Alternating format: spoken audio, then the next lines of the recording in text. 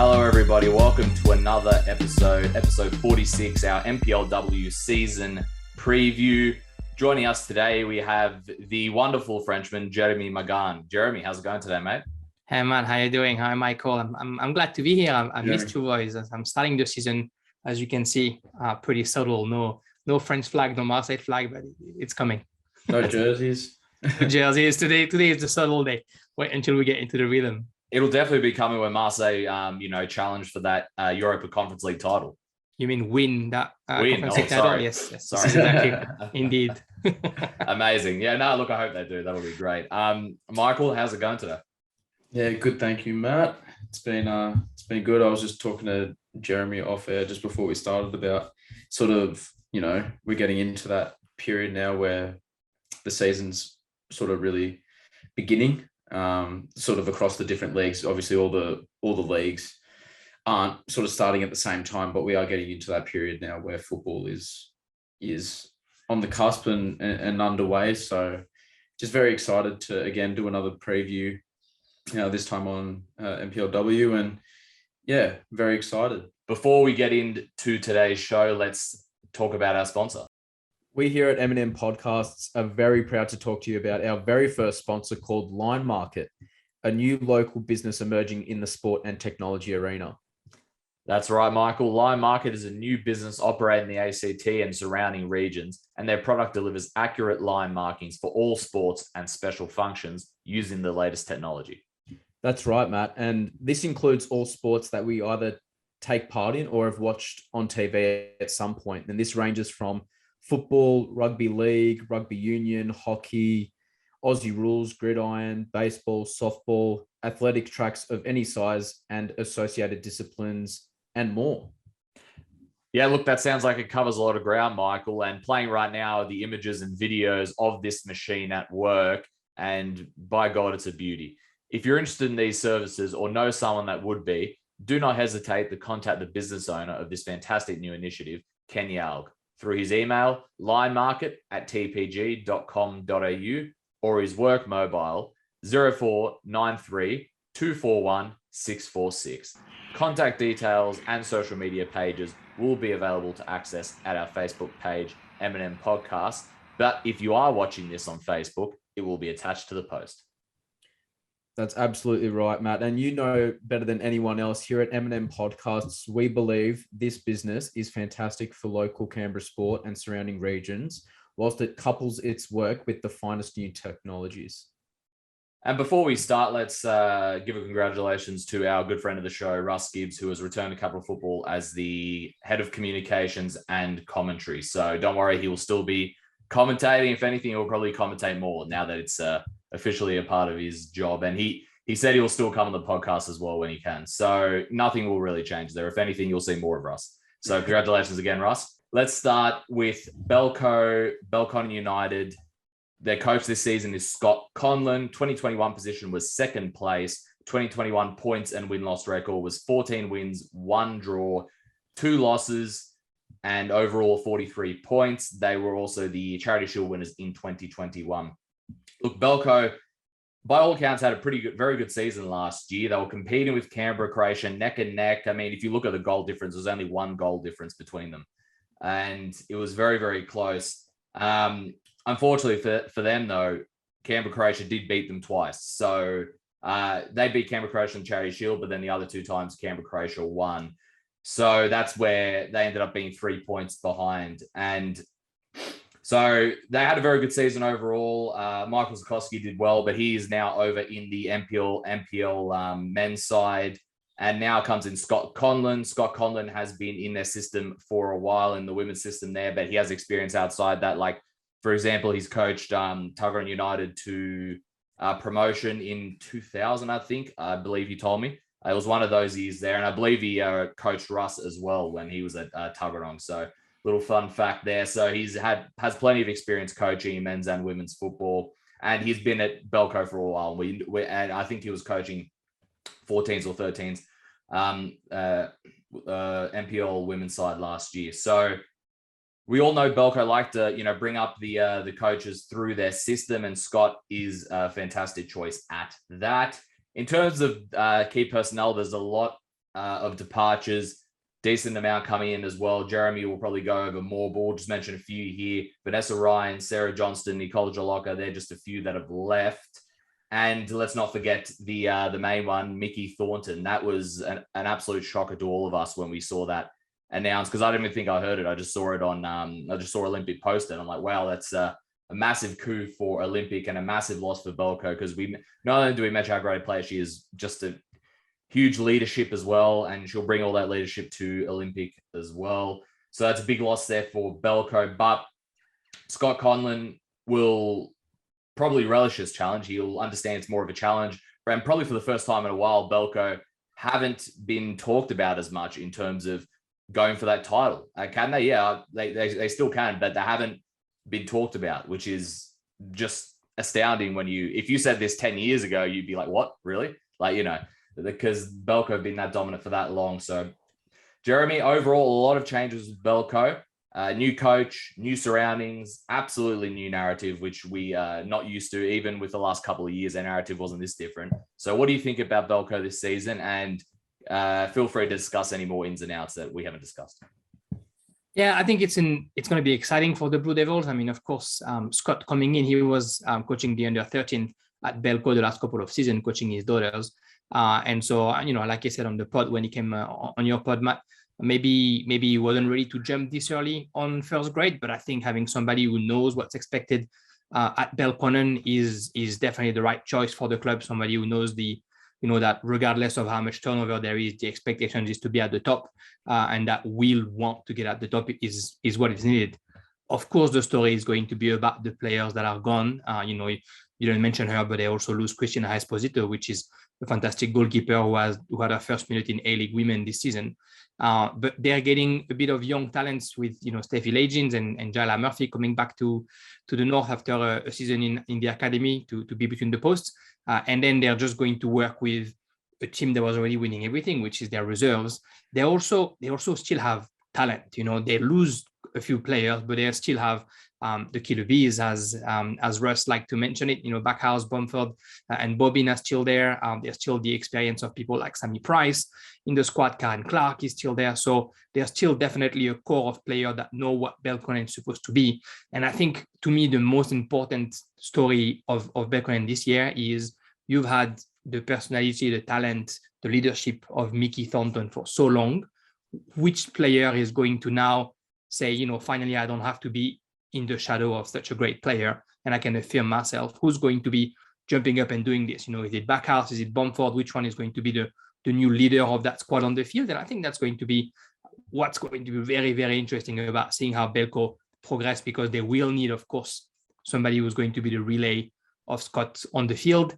It's a bit of a tumultuous few seasons for Belconnen. Anthony goes, Ahmed come from one season, Michael come from one season. It's almost the best way for the girls to say, maybe I don't know if I want to play in that club. And that's what we saw during this off season. So now it's just up to Scott Conlon to kind of like put the, it's a French expression, but put the church back in the middle of the village, which means talking about what matters important, which is let's talk about football and let's play football, and let's show everybody that Belconnen is still this powerhouse of capital football, of Canberra football, and I think he's going to have a fun doing this with our mate Matthew Moore as an assistant coach, and I'm looking forward to seeing them from Friday onwards, because we'll call his first game with Russ. Next we had last year's champions, 2021 champions, which was Canberra, Croatia, who are now coached by Zoran Glavinic. Obviously, with Nick Bosnich stepping aside, Zoran comes in. They were obviously first last season in what was a great year. They had 46 points, only managed to lose just one game, win 15 and draw one. So last year, aside from winning the league, they were also the Fed Cup champions as well, and they've already managed in 2022 to win the Charity Shield as well. So picking up where they left off, to say the least, for Canberra, Croatia. They set the bar so high last season, and like you boys mentioned before, it literally came down to the encounters between Canberra, Croatia and Belconnen United, which was going to determine who was going to come out on top and win the league. And like you said, Matt, Canberra, Croatia got the better of Belconnen in the league twice, last season, and that proved to be the biggest difference in them being able to lift the title. They've had some departures, to mention a few. So they've got Cecilia Madic, Olivia Fogarty, and Renee Juna, who have all left the club.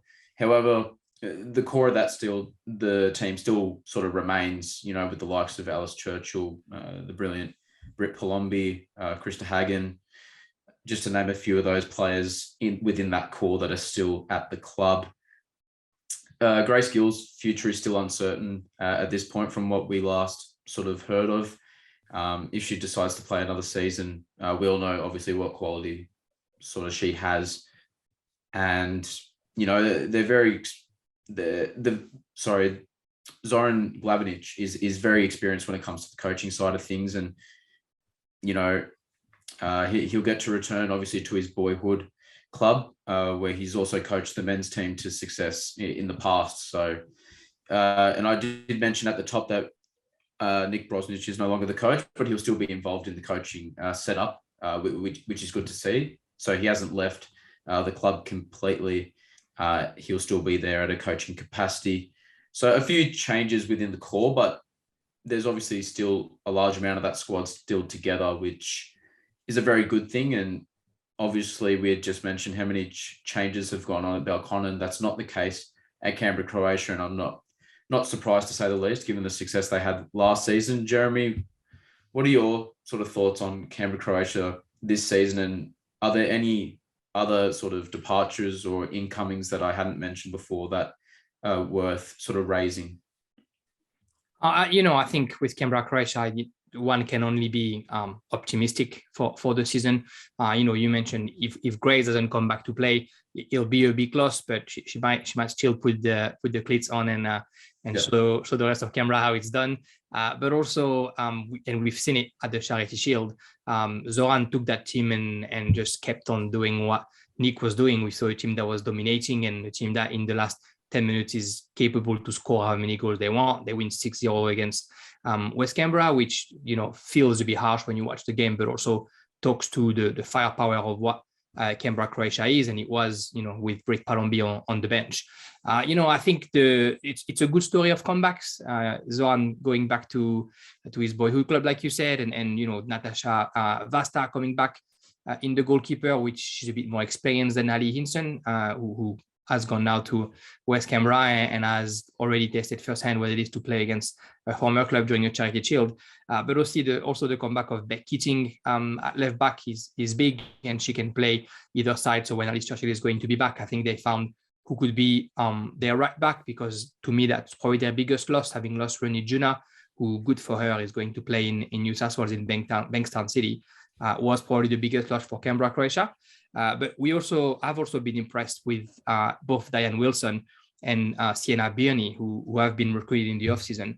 And during that game against West Canberra, those two, with Bella Barach, who is finally injury-free, have been impressive. They play just the same football as Canberra, Croatia has been playing for the past couple of seasons. They bring speed. I mean, Bella Barach, when she's in shape and ready to play, and she was that day, the ball just sticks to her feet the whole game, and she's technical and she has a very good vision for the game, and she was playing a bit of a false nine position. So it's just scary again, Canberra, Croatia, in my opinion. There's strength everywhere. There's a good bench. There's players coming back from injury, players coming back to the game after a couple of sabbatical years. It doesn't look like much can happen to them. And, of course, Olympic and Belco are going to be up there to try and bother them. But from the get-go, I feel like they've already said, this is what we're going to do. That 6-0 win is a bit of a big sign for everybody else to know that they're in for the three-peat.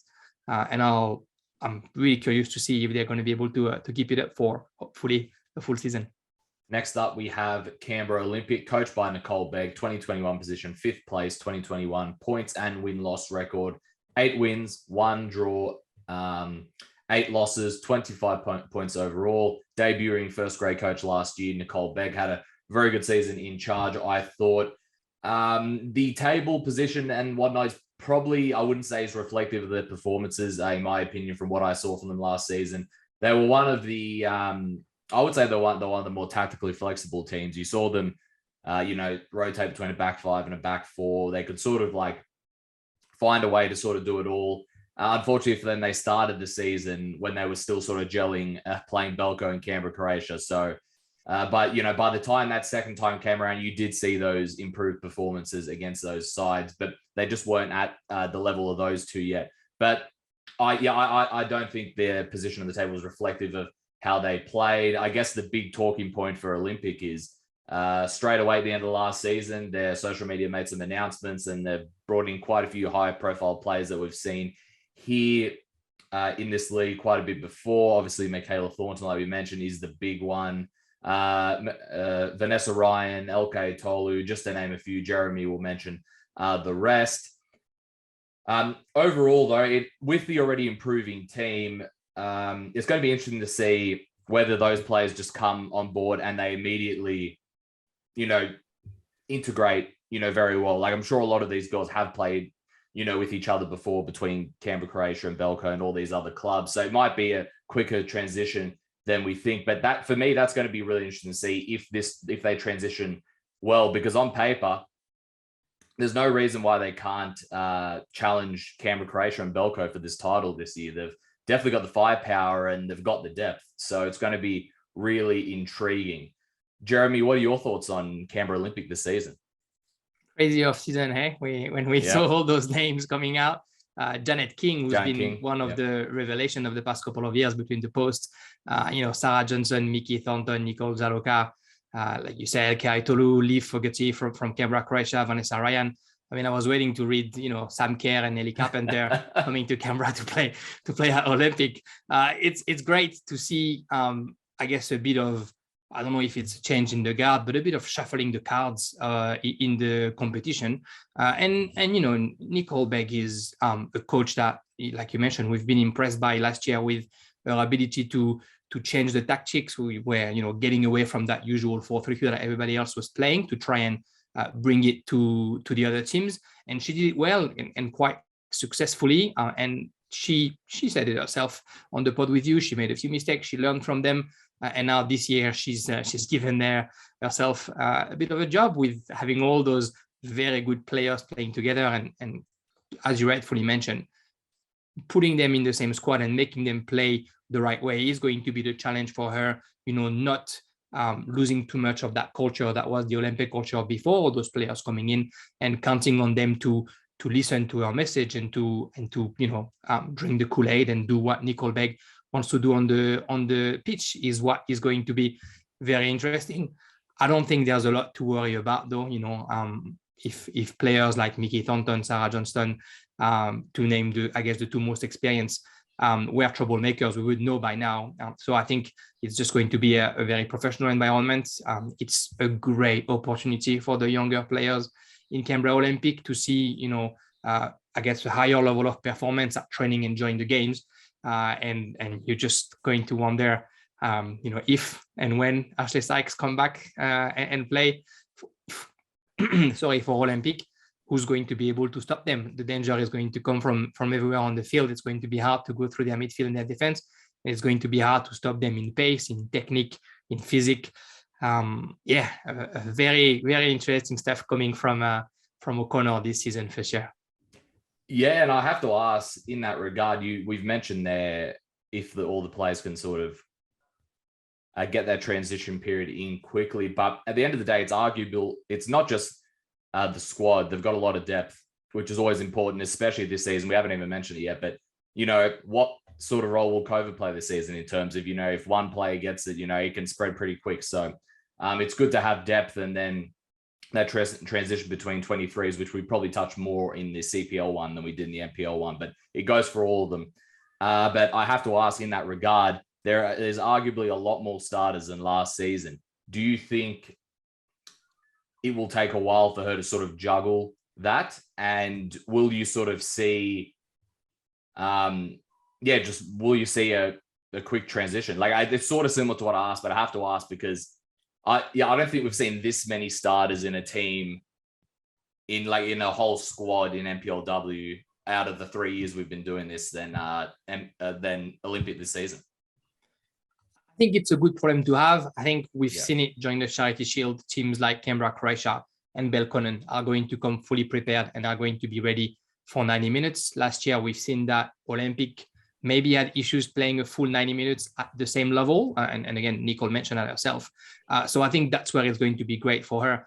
It's going to be one of two things. First, it's football. So some players are going to be out of shape 1 week or sick or injured. And so some choices are going to be made for her.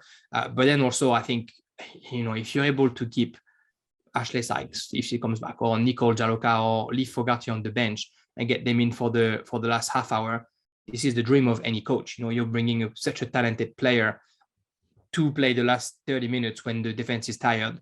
I think it's all positive for her. It's always going to be about her relationship to her players, about how she manages this, how she manages the ego, I guess, because a lot of players, especially in the midfield and up front, seem that they could be in the starting lineup. It's just going to be about telling them that it's for the best of the team and giving everybody, I guess, a bit of game time and being able to turning and changing without losing what her football is. At the end of the day, although she's here for the results, right? So she will want such a splash on the off season. She will need to translate onto the ground. So I think the players also are going to do whatever they can to deserve that call and are going to play the one that are training the hardest or playing the hardest. And I have no doubt, having seen Nicole playing and coaching, that if they don't play hard enough for her or don't train hard enough for her, they'll hear it quickly. And this team will only get better as the season goes. Michael, who do we have next up?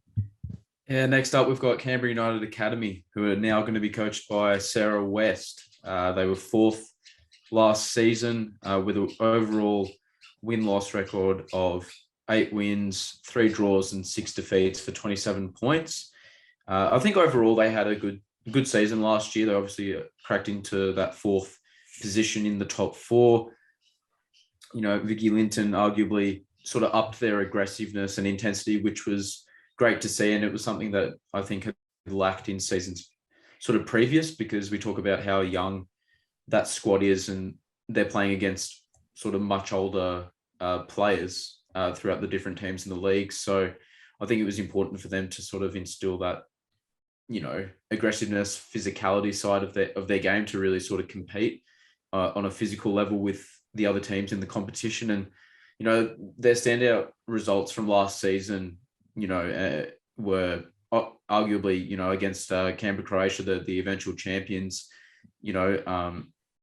inflicting them their only defeat, and they also claimed a draw as well. So I think that just really showed how good they were last season, Canberra United Academy. And, Sarah West will be coaching this team as, Vicky Linton announced she'll be leaving the club. And, she's been part of the setup there for a while now, and she gets her chance at first grade to coach this team. So it's going to be a great experience for her at the coaching helm. And you could expect similar football and probably a fluid transition for the players from the lower grades due to her being sort of familiar with that setup there at CUA. So it'll be interesting to see, whether they'll have the same sort of aggressiveness that Vicky Linton was able to install in that team last season, if they'll be able to carry that on into this season, which I think will be important.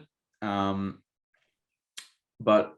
we're just going to have to wait and see. And like I said, that aggressiveness really sort of made up the age gap between the squad that they have there at CUA compared to, your Canberra Croatias and your Belconnen Uniteds, just to mention a couple of the top teams. So it's going to be very interesting to see. Jeremy, do you sort of resonate those similar feelings? Do you think it'll be important for them to sort of carry over that aggressiveness while still maintaining a relatively good football style that they have as well when they have the ball? And are there any sort of other squad ins or outs that are sort of, at the forefront with this team going forward into the season 2022?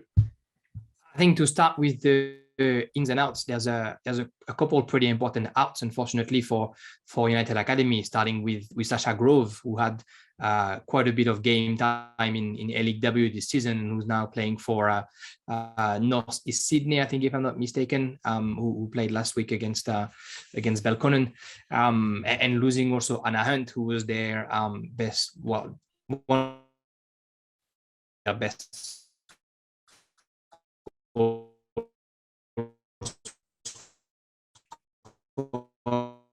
last season, one of their most lethal weapon up front. So then we might expect for the academy. You mentioned having Sarah West at the helm is all positives. She's been coaching the under 15 very successfully for a season or so, for a couple of seasons, sorry. And before that, she was at West Canberra when it was Woden-Weston. So she also knows about the scenery in the capital. I think it's going to be it has to be a bit of a transition season. The fact that you don't, Vicky Linton resigns and you don't actually have a Canberra United coach, Phil Booth just getting into the technical director, you kind of have a moment where the players that are going to play for Sarah might not see the pathway straight away for the W League, the League W, like we talked about the previous years.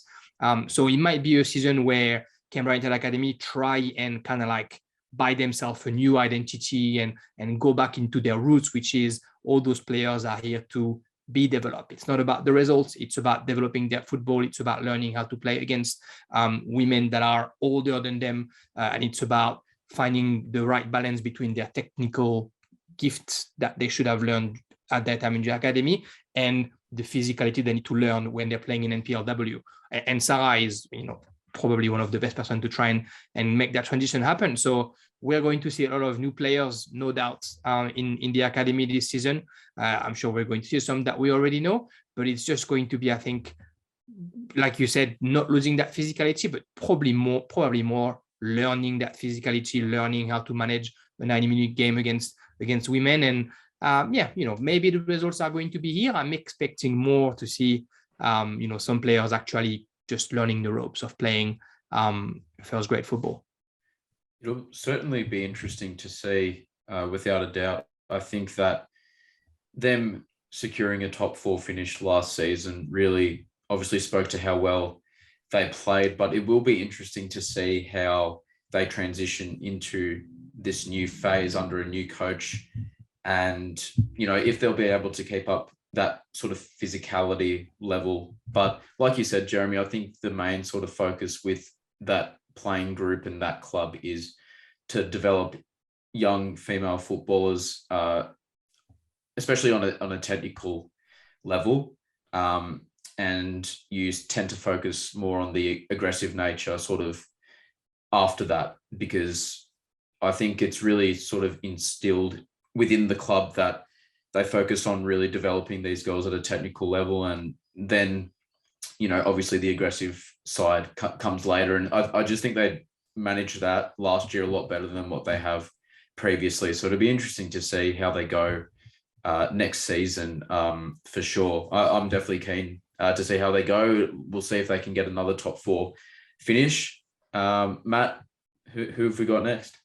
Next up, we have Gungahlin United, and they sort of had a comeback at the end of last season. They had an interesting season overall, because when they started the season, there was probably more buzz around them like the first couple of months than there was, because there was, of course, Michelle Heyman coming in May or June, I believe. So she came in, and then before that, let's just not forget, they had a fantastic season the season before. So there was probably more buzz around them than they had in a while. They didn't start too well. They got in sort of a rough patch. They were slow to start, but by the end of the season, as you can see by the table from last season, they ended up finishing 3rd. And if there was more time to the end of the season, it's safe to say that they probably would have finished in the top 4. That's how it just took a while for them to get there, which we thought it wouldn't be, considering, they had their specific style and everyone was used to each other. But it just sort of shows how competitive the league was last season between that 3rd to 6th spot.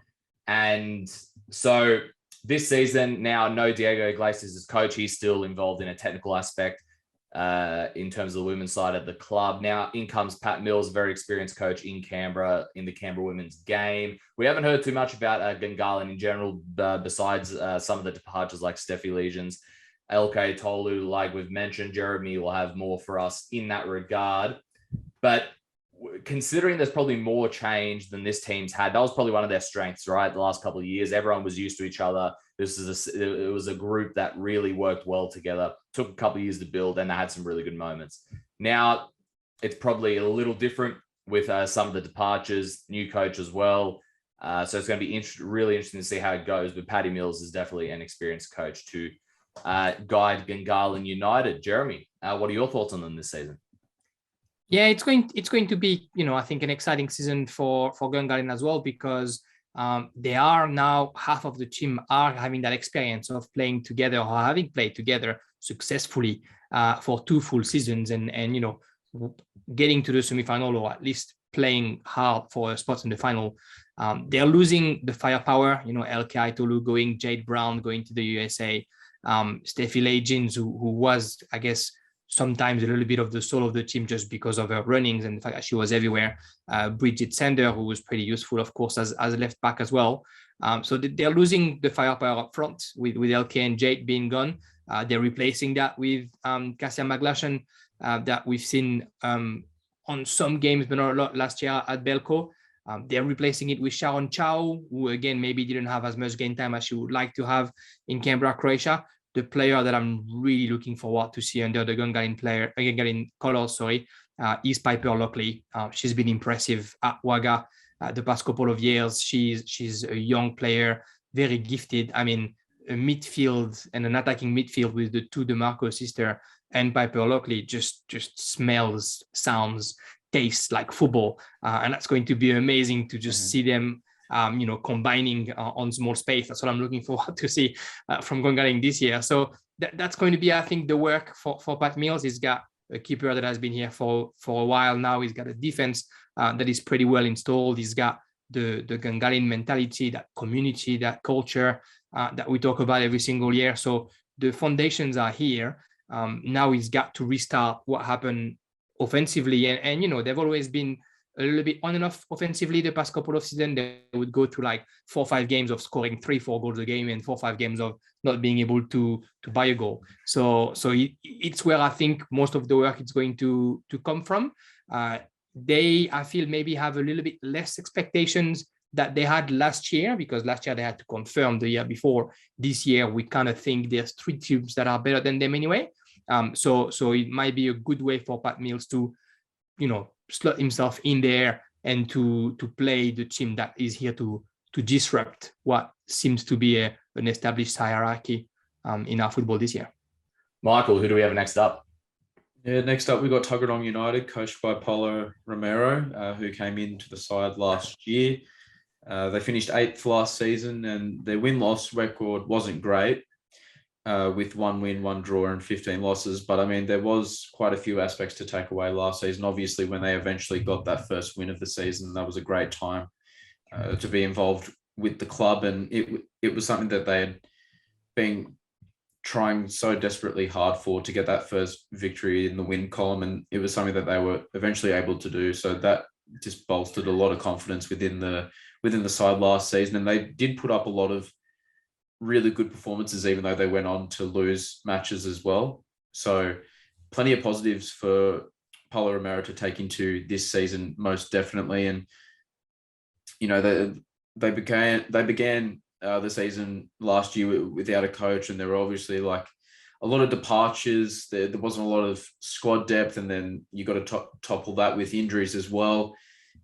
President Stan Mitchell stood in until Paulo Romero came in, like I said, throughout the season last year, and really brought some stability to the club. And it was going to take a little bit of time for his philosophy to kick in, and for the girls in that squad to really buy into how he wants to play his football. And like I mentioned, sort of at the top, they put in some really strong, heartfelt performances, aside from the only single victory they had last season. So, I expect them to improve on their performances from last season.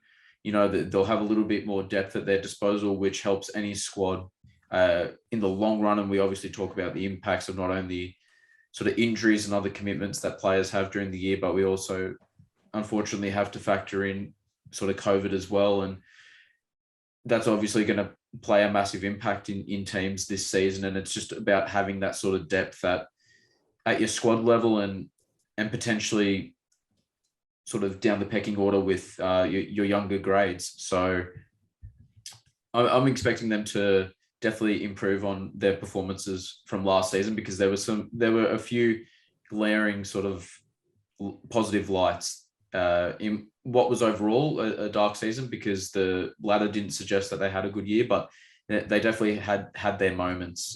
Jeremy, what are your thoughts on Tuggeranong United? Do you think that under Paulo Romero they'll continue to develop and sort of perform a lot better than what they did last season? Yeah, I mean, it's a whole new story, right? He's been here for the whole of season this time. He's got time to actually, talk to his team about what he expects from them, put them in place, rehearse what's going to happen on Friday onwards. I think it's going to be a new narrative for them. They are losing a bit of experience. Steph Coates going, Rhiannon Desley going, Maddie Maggi, who's been like one of almost, their only source of goals for the past couple of years. Sophie Rolfe, the keeper who's leaving as well. They are scoring a great keeper in Sam Yams coming from Wagga City Wanderers. And then they got a couple of players coming from West Canberra. Karen Milewska, who we haven't seen play a lot last year, but was pretty good the year before. And Maya Beans as well, who's been in and out of first and reserves. But again, now Paulo has been here for more than almost a year actually, and the whole of season. And I loved his confidence when he was on the pod with you, Matt, where he was saying, I know that we're better. I know that we have more depth. I know that I have time to tell them what I expect. And I know that we're going to get better results. And that's all you want from a coach of, a so-called small market team. A football game is a football game. Anything can happen. And last year they had a bit of bad luck here and there, but they've shown spirit. And they've shown the improvement under Paulo Romero. So it's just going to be about keep on keeping on, right? Like you said, Michael, and just work on what worked well and try and score more goals, which is the nerve of it. I think we won't know. It's silly to say, but we won't know until a few games what's going on. But I think we can expect definitely, I guess, a bit more cohesion, team spirit, just for the fact that they've been working together now for 3-4 months with the same squad, and Paulo will have time to really settle his foundation and really anchor in those girls' mind what he's expecting from them on the field. Next up, we have Wagga City Wanderers, once again coached by Sam Gray, 2021 position, 7th place. Their win-loss record wasn't great. 2 wins, 15 losses, 6 points overall. Wagga sort of similar to Tuggeranong last season, dealt with a lot of injuries in the squad, decent amount of departures as well. We've talked. I think it could just really be summed up in that one game that Jeremy and I did at the AAS against Tuggeranong, the one that Tuggeranong won. There was like 2 injuries in that game or something like that for them as well, and they were traveling pretty light that week. But as you could see from any of my interviews with Sam, or if you've ever talked to Sam, this is something that they're used to at Wagga. A lot of players leave for uni. A lot of players leave for work. This season alone, Piper Lockley is in Gungahlin. You've got Sammy Ems at Tuggeranong as well. But they have a good system there. They bring through a lot of young players. They're very aware of their surroundings. Wagga, as a Ugali, both the out-of-state teams in this comp, they're aware of the challenges they need to face to be in these competitions. And Sam Gray, we all know, likes to play his football, and I'd expect similar this season. He's going to try and play his football. They've added more depth as well to the squad. It'll be a relatively young squad as well, so they're going to play with no fear, I'm sure. And he's from talking to him as well, he's trying to replicate probably that form they had in 2020, where they upset a few of the big teams. They played very well against some of the bigger teams. And that's probably where they shine most from our podcast years per se of the years. So expect Wagga City Wanderers, similar to Tuggeranong, just play without any fear this year. And they're going to play the high line. They're going to play the way they like to play football. So Jeremy, what are your thoughts on Wagga this season? Yeah, I've spoken to Sam as well, and actually, I hope that he's feeling a bit better. He was a bit crook when I had him on the phone last week. I think it's what happens in Wagga. Players leave, players come. It's that kind of city with the army around, etc. He seems in good spirits. He seems pretty confident. He's pretty happy with some of the players that he got back. It's just going to be about them gelling, them being available. He got 3 goalkeepers this season when he only had 1 last year, so he's also pretty happy about the competition that brings. And you mentioned a couple of players with experience. He had to find himself a new captain because Suzuwaya has done her time and he's just playing local now. But yeah, apparently there's a player called Isabella Palmero who comes from Queensland NPL who should definitely keep our eye on, who's going to be his new captain. So I think it's going to be about what Sam does, right? It's going to be that open attacking football, and they're just going to try and push up the table and like you said, trying to create a bit more upset like they've done a couple of seasons ago. It's going to be about being able to actually play your team every week, which is what's not always easy, sorry, when you're in Wagga. But he's confident with the team that he has. He's got a few players that are coming from Olympic, like Emma Finch, and so he's going to be able to, I guess, base his work on maybe a bit of a larger group, and that can only be positive for Wagga City. They're going to know, real quick if they can, create upsets or not, and I'm sure that Sam will know, which button to push with his players to make sure that the season, not that last year was a write-off, but last year was really hard for them. But that this season is just a little bit more fun for the players as well. That you play for a bit more than thinking how many games are you going to concede this weekend. So yeah, it's going to be again another bit of a transition season. Sam is now, I think, the most experienced coach in NPLW with all the changes that we've had the last couple of seasons, or at least the one that is been at the head of his club for the longest. So that's a new thing for him. But yeah, it's always good. It's always fun to see Sam's team playing. When they can play 90 minutes, it's not only it's fun, but it's actually better for them. So hopefully that's what we're getting this year. Next up in our last club for our NPLW preview is West Canberra Wanderers, coached by Ray Castro. They finished 6th last season in 2021, and their win-loss record was a bit of a balance, where they had 7 wins, 1 draw, and 9 defeats. So, like I said, they did have a bit of a mixed season last year. They obviously had some good results, but that coupled with some bad ones along the way as well. And, they actually did have a tremendous run where they gained important results, competing, for in and around the top 4, and they had that run in the Federation Cup where they reached the final and were eventually defeated. Emma Stansbury and Tiana Jaber left the club during the mid-season window, and that's when technical director Ray Castro stepped into the coaching role there. And he's obviously taking charge moving forward with this team when he sort of stepped in last year, given the departures of those 2 that I just mentioned before. And Ray is a very experienced manager, and he's implementing his style within this squad. But not only just this squad, but just in terms of the women's sector at the club, he has a massive influence in terms of the women's football there at West Canberra. So it goes down from first grade to the reserves and the 18s. So he's heavily involved with the junior sides, and that makes a smooth transition for those players in the younger age groups to sort of make that transition through to reserves and then on to first grade as well. So they've brought in the likes of Ali Hinson and Daisy Canavan, to mention a couple.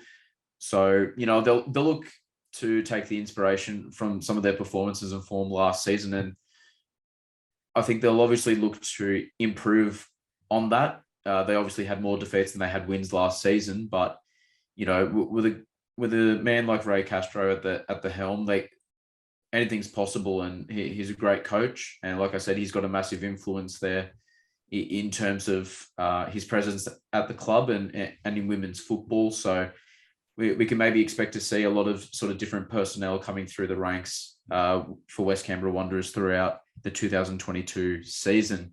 Jeremy, what do you make of West Canberra Wanderers for this upcoming season? Obviously, we mentioned it again that there was another coaching change last season, and someone had to sort of step in for that club. That's the case with Ray Castro last year, and he's obviously staying in his role as coach for this season. So how do you think that impacts the team going forward, and obviously his influence in women's football at that club? Yeah, it's great to have Ray. I thought it was funny how he almost undersells himself on the pod when he's saying that he's the interim coach, the interim TD, the interim everything, when clearly he's got it under control. And we've seen it at the Charity Shield. Like he knows what he's doing. The team is playing for him. Clearly, he's building a squad to be competitive. I mean, the youth, the intensity of that team in the Charity Shield against the great Canberra, Croatia, was actually very refreshing and really good to see. And some players that we know, but some that we haven't seen a lot of, Ginger Oliver, Joanna Biddle, and Hadi Cram were the ones that were really impressive during that Charity Shield. But you mentioned Daisy Canavan, which brings ton of pace, of speed from Canberra United Academy. The fact that they were able to get Steffi Nikias from the academy, her sister already plays at West Canberra, Demi, and Stephanie Nikias was a starter in defense in the academy. So now she's going to be that partnership with Field, who has a lot of experience in West Canberra. So West Canberra actually looks good, I think, this season. Ali Hinson, who just after getting 2 championships with Canberra, Croatia, decides to go for a club where she's probably going to have a little bit more work to do than she was doing at Croatia. It's great. It's a great challenge for her. She's still coached by Chantel Jones, so she's still going to improve and show how good she is on the pitch. I think it's one of those exciting squads to watch this season, West Canberra. Again, it's building on the team that was for the most already together last year. It's a coach that has been here for over a year, and it's the addition of a few players and the growth of young players that will make this whole squad work together. They have that sort of unspoken advantage that they train and play at home on a synthetic pitch, which can always help against tired ankles and against players who are used to only play on grass. But it's what we've seen at the Charity Shield, very encouraging. If they can keep that up, they'll definitely get results. That, like I said, that intensity that they had playing football against the experience and supposedly the scarecrow Canberra, Croatia, show that results are going to go their way. It's hopefully they get a result early on to be able to build the confidence and they don't start doubting themselves or their football. Yeah, most definitely. I think that this could be a season with some of the additions that you mentioned there, that they sort of take things to the next step, and we could see them in the top 4. You just never know. So obviously a lot of encouraging signs there for West Canberra Wanderer and Ray Castro. Matt, do you want to go through the round 1 fixtures for NPLW? We certainly will. First up, we have an interesting time slot that we haven't had probably for a while. Not that I can remember in the last few years. Tuggeranong United against Belco, Friday, April 1st on April Fool's Day, 7:45 p.m. Greenway enclosed. I believe Jeremy and Russ will be commentating this one. Any April Fool's pranks between you and Russ, or? He doesn't know yet, but there'll be one. I just hope that we rock up to the game and there is a game. Yeah, that's right. Yes. Wagga City Wanderers against Canberra Olympic, Sunday, April 3rd, 2:30 p.m. at Gissing Oval over in Wagga. Canberra Croatia versus Canberra United Academy, Sunday, April 3rd, 2:30 p.m. at Deakin Stadium. That seems to be the opening. That was the opening game last season as well, I remember. And then we've got Gungahlin United against West Canberra Wanderers, Sunday, April 3rd, 3 p.m. at Gungahlin enclosed. That should also be an interesting one because they had quite a rivalry going last year. They played each other a lot, including in the Cups as well. Live on NPL TV. Remember, NPL TV this year is the go-to for league matches, and then FFA Cup, / Australian Cup matches will be on Bar TV Sports. That's it for us today, boys. Jeremy, any last words? And as always, thank you for joining. No, thanks for having me. I'm really looking forward to this season. Looking forward to seeing, all those new coaches and the new squads and to be back here on the M&M podcast to talk about all the action of the weekend. Indeed. Thank you very much, Jeremy. Looking forward to commentating with you again this season also, as well as having you on the pod. Michael, any last words today? No, not sort of too different from what I mentioned at the top. I think it's just an exciting time that sort of, we're getting back into the football season again. So just keen to see all the action and, hopefully a lot of entertainment for the fans and for everyone that's associated with football here in Canberra. So can't wait. Actually, let's leave on a laugh. I forgot to, I finally pulled this out, our results from the tips last season. So we have, because I forgot to pull it out for the other ones. So we have NPL 1, you won, Michael, 31-27, pretty close, but you got the overall victory there. NPLW, I ended up snagging a victory, 50, and then Michael 46, Jeremy 44, and then NPL 2, Michael, you and I had a dead end tie there, 41 each. Oh. So there you go. We actually had a share of the spoils. We had a win each, we had a loss each, and a draw. So we're gonna have to improve on that for this season. Someone's gonna have to walk away with bragging rights. That is true.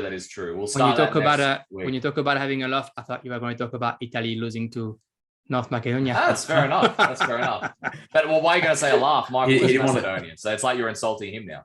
Yeah, come on, Jeremy. It's just Italy. It's just about Italy. No one was expecting it, that's for sure. I mean, I certainly wasn't expecting it at all. But now that we're done with, now that we've said our goodbyes to Italy, it's time for Macedonia to say goodbye to Ronaldo now. So. Hey, credit to Macedonia. North Macedonia, they defended very well.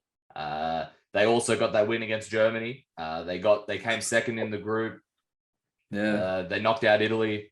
If they knock out Portugal, it's even better. But even if you don't, that's already massive strides for Macedonia. So credit to them. No excuses from me. Absolutely zero. The last 3 years have just been really positive for sort of Macedonian football in general. So, I mean, and that just stems from obviously what you mentioned before about them defeating Germany in the group stage of the qualifying round for the Euros, and then obviously the team actually playing in Euro 2020 for the first time. And who knows, there's the potential now to participate in our first ever sort of World Cup. So we'll wait and see what happens on Wednesday morning, but I'm very excited. Good on you, mate. It'll be interesting to see how that goes. Anyway, thank you very much for joining us today. That was episode 46 on the Canberra Football Show.